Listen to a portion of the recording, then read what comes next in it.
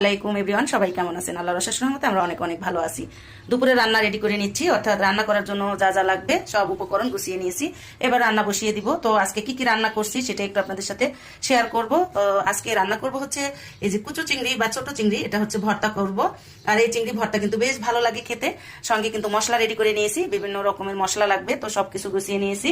আর এই যে চিংড়ি মাছ ভর্তা করতে কাঁচামরিচ, শুকনা মরিচ, রসুন নিয়েছি, পেঁয়াজ কিন্তু এখানে কেটে নিয়েছি। এখানে হচ্ছে মাছ ভুনা করে নিব, নলা মাছ, এই নদীর নলা মাছটা ভুনা করবো, সাথে একটা বেগুন দিব, একটা বেগুনও হালকা ভেজে রান্না করে নিব এটার সাথে। আর আমি মুরগির মাংস রান্না করব, মুরগির মাংসের জন্য ছোট ছোট করে আলুও কেটে নিয়েছি, আর কাঁচামরিচ পেঁয়াজও কেটে নিয়েছি। সঙ্গে ধনেপাতা, টমেটো, শীতের সিজন একটু টমেটো ধনেপাতা দিয়ে যে কোনো সবজি বা মাছ রান্না করলে খেতে অনেক ভালো লাগে।